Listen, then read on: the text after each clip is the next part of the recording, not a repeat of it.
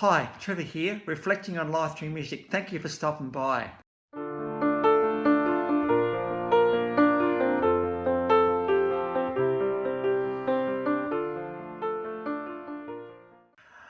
Well, I trust you enjoyed my last video on American Institution of a band Blue Oyster Cult, and through this song, Don't Fear the Reaper, we looked at because of death, we appreciate life, so I trust you found that one encouraging. Well, going from there to Harlem, New York in 1927, Harold George Belafonte was born.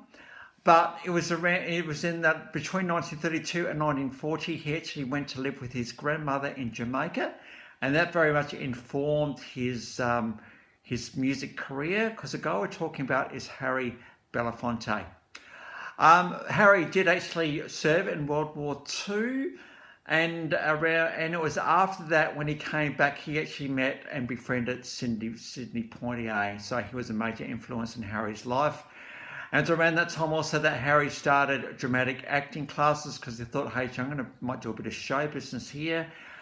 And it's while he was doing the classes that he had a bit of a singing voice as well. He thought, well, hey, I tell you what, I've got a bit of Jamaican roots hanging here. Why don't I do a little bit of that? And he did some clubs around New York, and those gigs helped him pay for his classes. But Harry was actually signed to RCA Records in 1953, and it was around 1966 that he recorded one of his signature tunes, Matilda. So we've got a live version of that one below. But Calypso was never far away from Harry Belafonte. In fact, he was a major player in bringing this genre to the world in lots of ways, a bit of a mover and shaker. And because of that, he started to get a bit of a following. And it was in 1956, he, in his first LP, he actually came out with the Banana Boat song. Now, this is famous. It's got that Day-oh, daylight come and I want to go home. This is Harry Belafonte's absolute signature tune, Banana Boat song. So we've got a live version from 1960.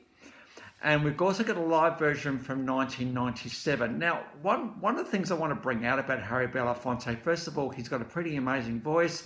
He's a bit of a mover. He just really knows how to entertain. But as you watch the 1997 clip in particular, just notice the crowd here.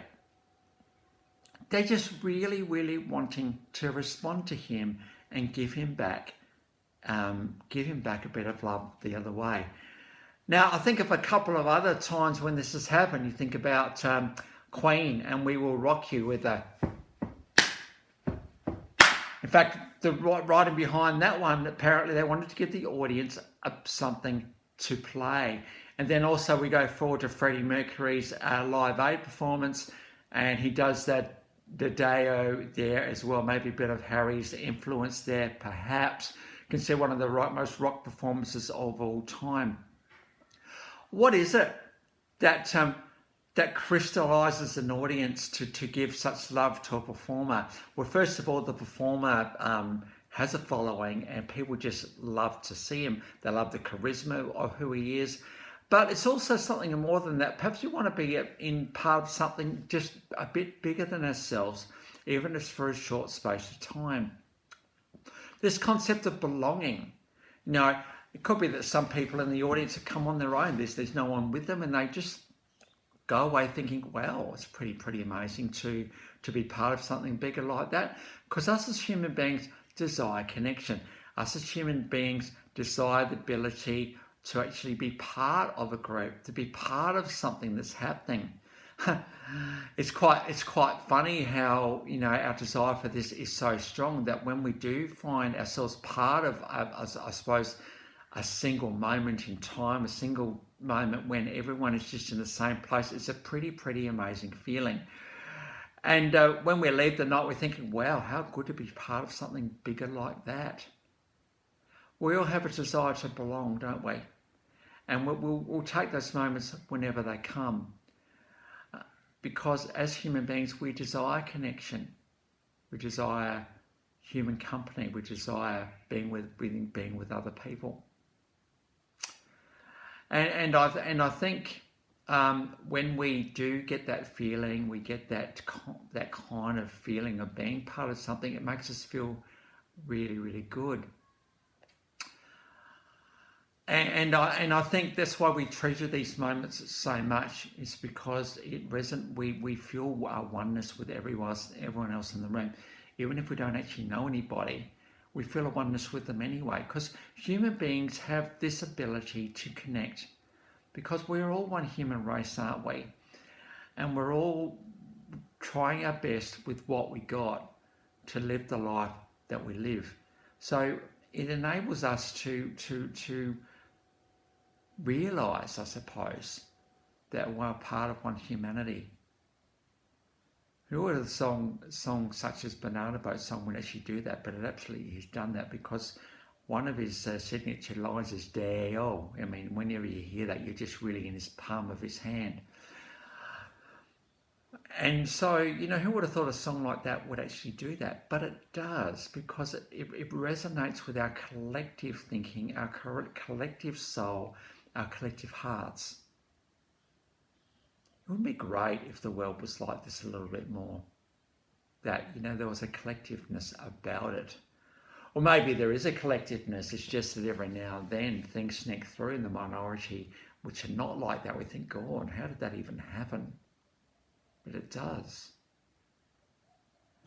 And the minority seems to overtake the majority of wanting to get on with each other. This is the other weird thing about it, hey? But what can we do in our small part of the world that we're in? Well, just have a way about us that's approachable, a way about us that listens, a way about us that connects with each other. And you kind of get known for that, and people kind of want to hang around with you a little bit, because you do have this way about you. So let's be approachable and let's be connectors in this world, because that's what we need in our communities, in the millions and millions of small parts of the world that we're in.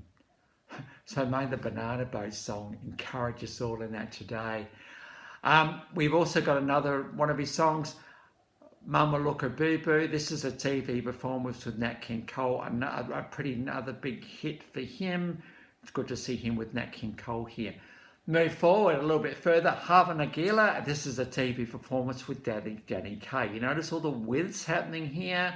Harry Belafonte was a connector. He was a collaborator. He loved doing stuff with other people. Harvey Nagila is considered one of his signature tunes as well. Sounds a bit Jewish, a bit Middle Eastern, but I reckon there's a bit of Calypso stuff going in there.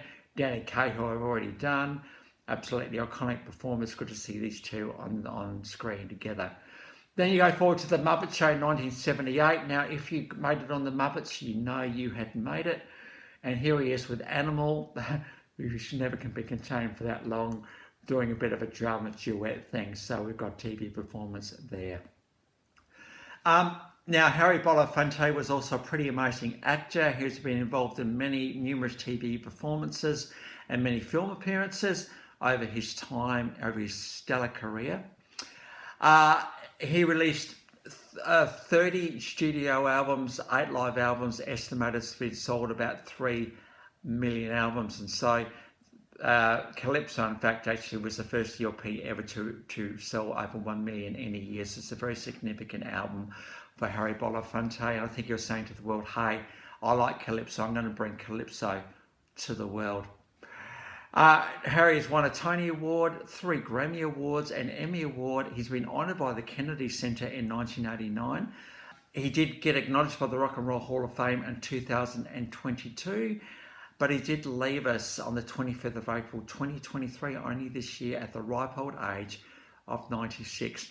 I think we can say about Harry Belafonte that he did actually leave his mark on this world, and he created a togetherness of humanity which only Harry could.